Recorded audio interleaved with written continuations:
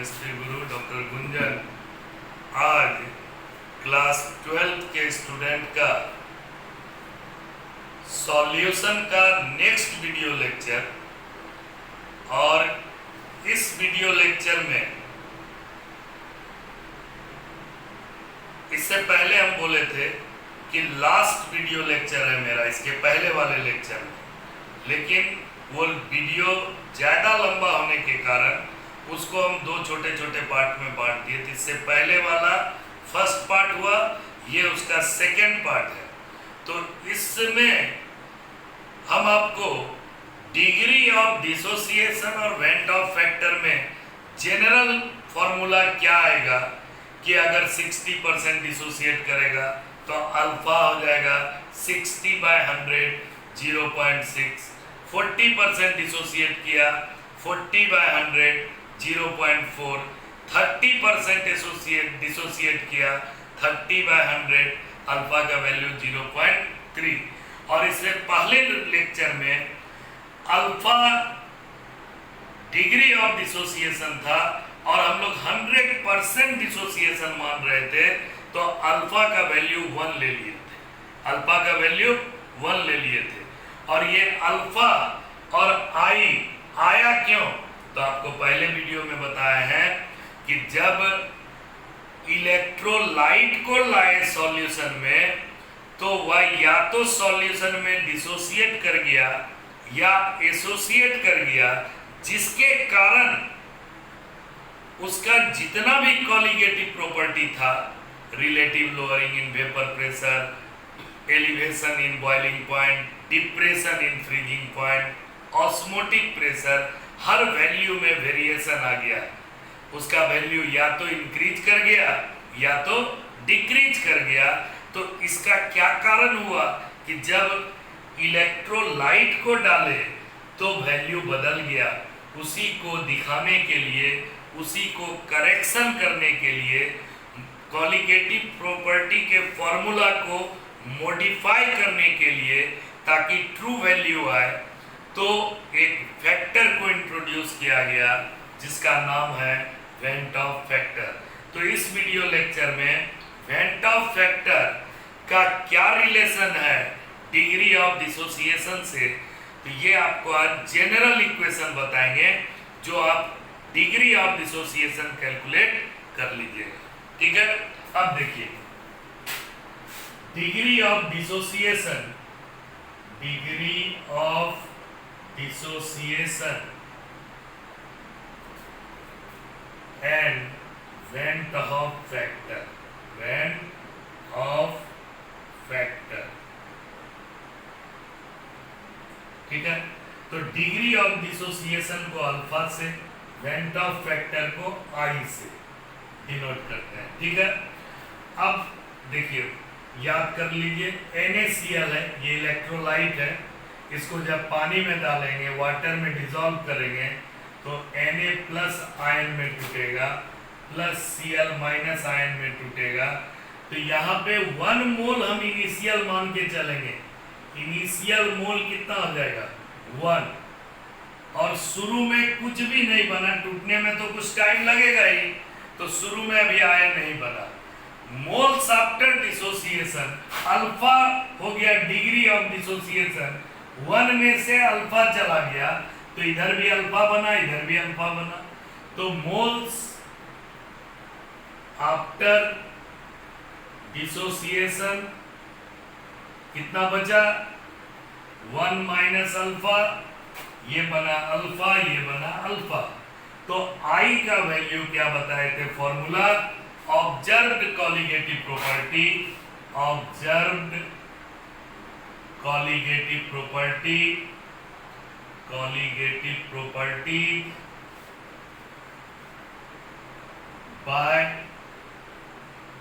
Calculated colligative property.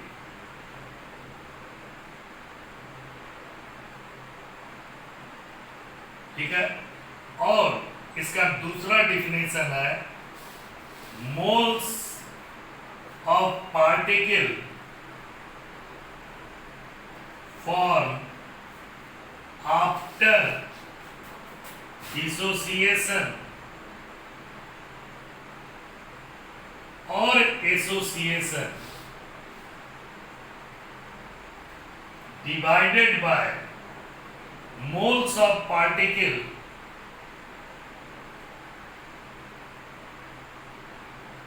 Before dissociation और association. ये हुआ। तो ये दो फॉर्मूला को अभी आप देखिए, एक ये और एक ये। तो यहां पे I का वैल्यू अब हम लिख सकते हैं moles after dissociation 1 minus alpha plus alpha plus alpha हो, ठीक है, divided by moles before dissociation, जब तक नहीं टूटा था तब तक कितना मोल था 1। तो अब ये अल्फा कट गया, तो I इक्वल टू आ गया 1 प्लस अल्फा। अगर 100% डिसोसिएशन हो गया, 100% डिसोसिएशन, तो अल्फा का वैल्यू कितना आ जाएगा, alpha is equal to 1 because 100/100 is equal to 1। तो I इज इक्वल टू हो जाएगा 1 प्लस अल्फा, यानी 1 प्लस 1 इज इक्वल टू 2।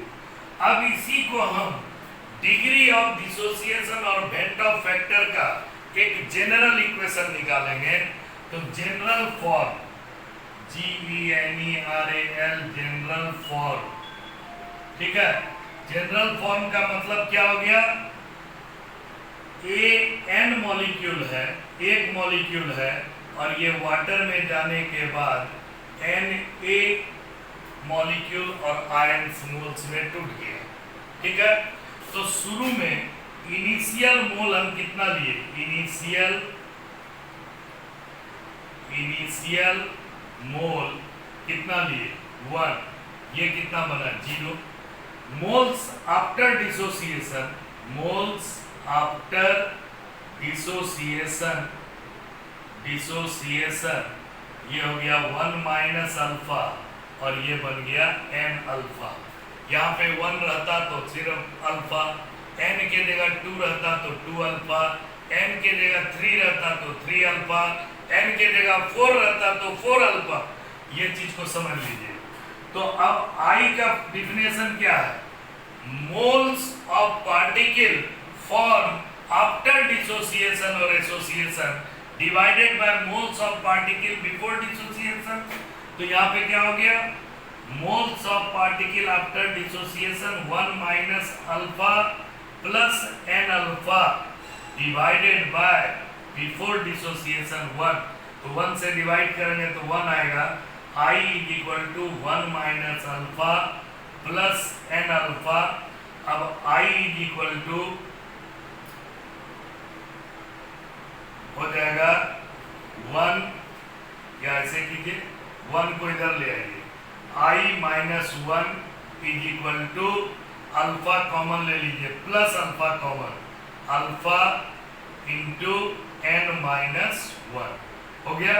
ये प्लस अल्फा कॉमन ले लिए, n बचा, ये माइनस 1 बचा। तो अल्फा इज इक्वल टू हो गया n I माइनस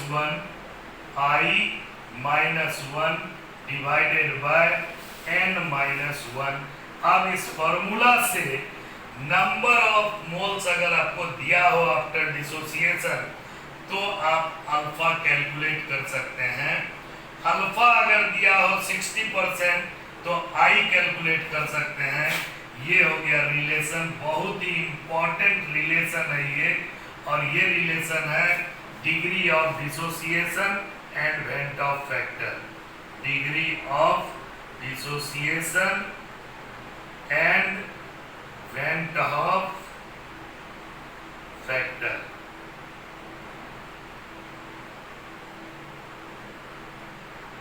ठीक है। अब इसी तरह से degree of association and van't Hoff factor को देखिए, ठीक है। इसको मिटा दें, नोट कर लिए, चलिए।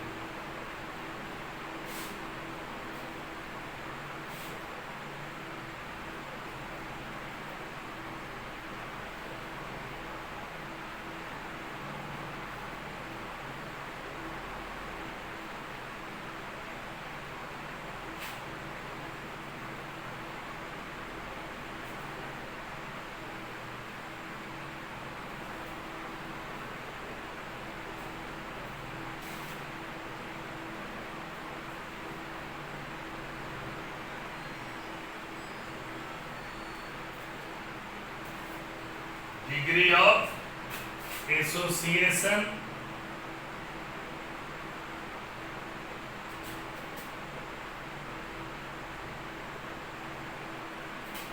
And van't Hoff factor.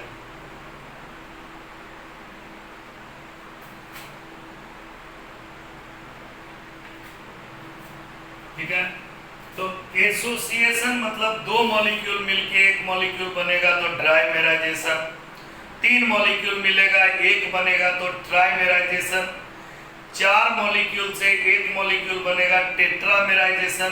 तो हम एक केस आपको समझाए थे, इससे पहले फिर समझा रहे हैं। Two molecule of acetic acid when dissolved in benzene C6H6, then two molecule united with hydrogen bonding, ये किसके साथ जुड़ जाता है? हाइड्रोजन बॉन्ड के साथ, and becomes a single molecule, और यह एक मॉलिक्यूल बन जाता है CH3COOH का होल 2। तो जब यहाँ होल ट्वाइस लगा दिए तो इसको एक मॉलिक्यूल मानेंगे, और जब इसी 2 को इधर लिख दिए तो दो मॉलिक्यूल मानेंगे। क्लियर हुआ? अब ये जुड़ा हाइड्रोजन बॉन्ड CH3COOH, इधर भी CH3COHO। अब ये यहाँ से हाइड्रोजन बॉन्ड के द्वारा, ये यहाँ से हाइड्रोजन बॉन्ड के द्वारा जुड़ के एक मॉलिक्यूल बन गया। ठीक है, अब इनिशियल मोल हम मान लिए, इनिशियल मोल कितना हो गया? 1, ये 0 बना।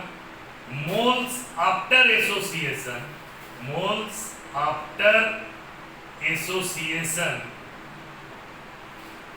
तो मान लीजिए कि इसका अल्फा मोल एसोसिएट हुआ तो बचा कितना? 1 माइनस अल्फा। 2 मोल लिए थे, कंसीडर किए 1 मोल लेकर के हम, तो 1 में से अल्फा मोल एसोसिएट किया, ये कितना बन गया? Alpha by 2। चूंकि 2 मोल से 1 मोल बना था, 2 मोल से 1 मोल बना था, तो 1 मोल से कितना बनेगा? अल्फा बाय 2 बनेगा। 3 मोल से 1 मोल बना था, तो 1 मोल से कितना बनेगा? Alpha by 3। तो डाइमेराइजेशन के केस में अल्फा बाय 2, ट्राइमेराइजेशन के केस में अल्फा बाय 3, टेट्रामेराइजेशन के केस में अल्फा बाय 4। ठीक है, अब I का डिफिनेशन आप पहले भी लिख चुके हैं। Moles of particle form after association divided by moles of particle before association. तो आफ्टर एसोसिएशन क्या है? 1 minus alpha plus alpha by 2 divided by before association 1। तो I is equal to 1 minus alpha plus alpha by 2। तो I is equal to 1 minus alpha by 2।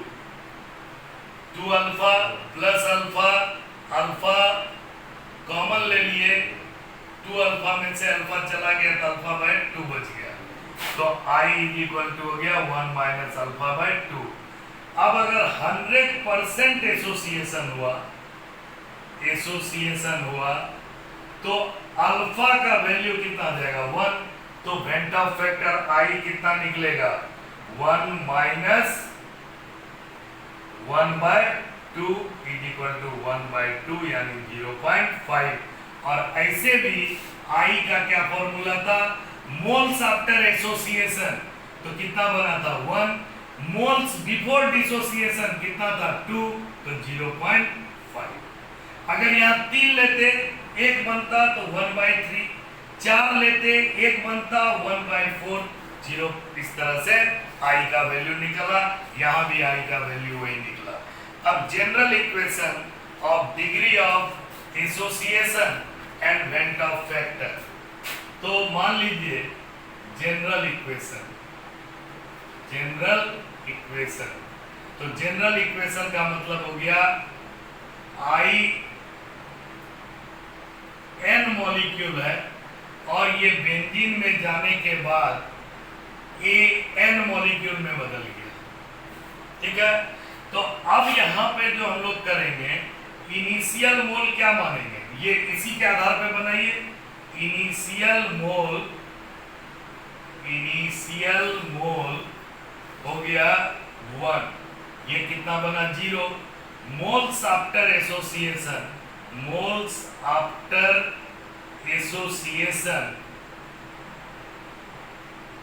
1 minus alpha, और यहाँ पे क्या हो जाएगा अल्फा बाय एन। चूंकि यहाँ एन था, यहाँ 1 बना तो अल्फा बाय एन, यहाँ 2 था तो अल्फा बाय 2, यहाँ 3 होगा अल्फा बाय 3, यहाँ n था अल्फा बाय n हो गया। पूरा समझ में आ रहा है। अब I का value moles after association 1 minus alpha plus alpha by n divided by before association 1। तो I is equal to 1 minus alpha plus alpha by n।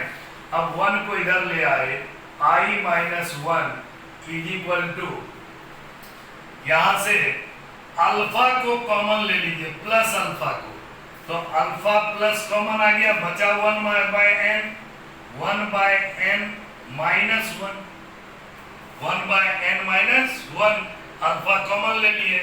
अब इसको हम लोग अल्फा बराबर क्या लिख सकते हैं, I minus 1 by n minus 1, ये हो गया degree of association and van't Hoff factor. ये इक्वेशन भी बहुत ही इंपॉर्टेंट है। ये हो गया degree of association, degree of association. ठीक है। अब इसके बाद अब सबसे इंपॉर्टेंट चीज, पहले इसको नोट कर लिए, मिटा दें। चलिए अब यहाँ पे एक बहुत ही इंपॉर्टेंट बात आपको बताएंगे कि डिसोसिएशन के केस में I का value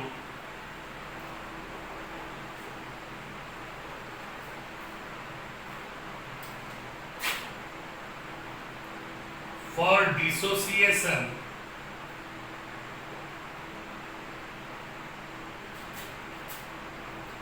I is always greater than 1, that is observed colligative property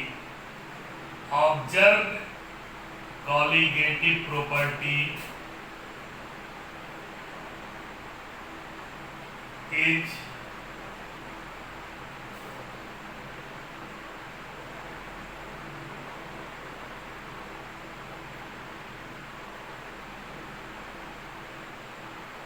इसको बताइए, if I is equal to 1, हाँ, for dissociation I is greater than 1। अब यहाँ पर लिख रहे हैं for dissociation, for association I is always less than 1, ये बात को याद रखिएगा। और for non electrolyte यानी जो ना तो एसोसिएट करे और ना ही डिसोसिएट करे, उसके लिए I का वैल्यू 1 होगा। I1 का मतलब हो गया solute neither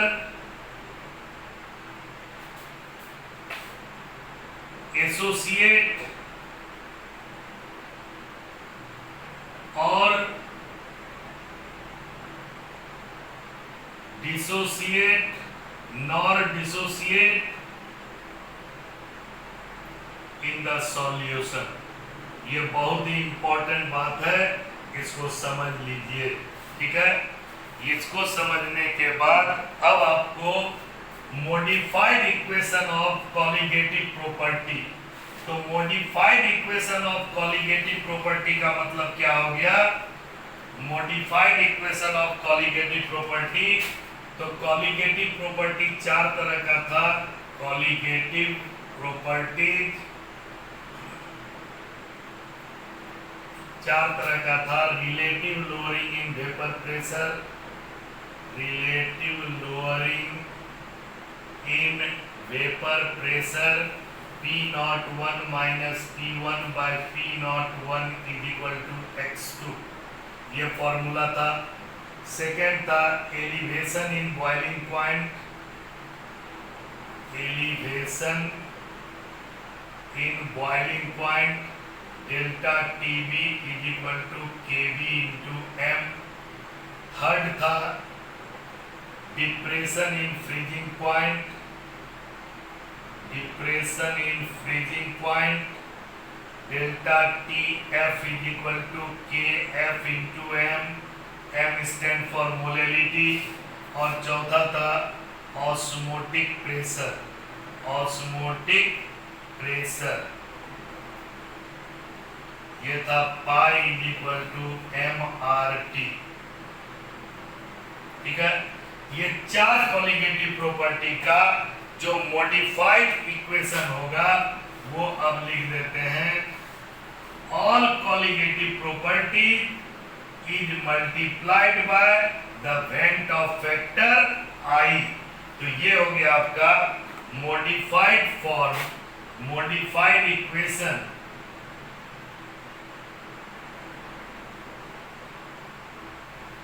P01 minus P1 by P01 is equal to I into x2। सबको I से मल्टीप्लाई करेंगे। Delta TB is equal to I into KB into M, I से मल्टीप्लाई हो गया। Delta TF is equal to I into KF into M। और osmotic pressure pi is equal to I into M into R T. अब ये equation electrolyte और non electrolyte दोनों के case में काम करेगा। और आपका कॉलिग जो कैलकुलेटेड वैल्यू है वो नियर अबाउट टू ऑब्जर्व मिलना चाहिए। ठीक है, तो इसी के लिए हम लोग लाए किसको, वेंट ऑफ फैक्टर को, कि अब इलेक्ट्रोलाइट डालें या नॉन इलेक्ट्रोलाइट डालें। तो अब न्यूमेरिकल बनाने में अगर CaCl2 है तो इलेक्ट्रोलाइट टूटेगा, उसके लिए I का वैल्यू जरूरी निकालना। CH3COOH है, उसके लिए I का वैल्यू चाहिए। यूरिया, ग्लूकोज, फ्रुक्टोज ये सब अगर है, सुक्रोज, तो उसके लिए I का वैल्यू 1 ले लेंगे, I चाहिए ही नहीं। तो अब इस पे आपका इलेक्ट्रोलाइट का न्यूमेरिकल हो, नॉन इलेक्ट्रोलाइट का न्यूमेरिकल हो, तो आप दोनों ही सॉल्व कर सकते हैं। नॉन इलेक्ट्रोलाइट के लिए I 1 मान लेंगे, इलेक्ट्रोलाइट के लिए डिसोसिएट करेगा तो I कैलकुलेट कर लेंगे, एसोसिएट करेगा तो I कैलकुलेट कर लेंगे। अब एक छोटा सा और वीडियो लेक्चर बनेगा इस चैप्टर में, abnormal molar mass and reverse osmosis. अब वहां भी वेंट ऑफ फैक्टर का ही रिलेशन है। ठीक है, बाय, टेक केयर।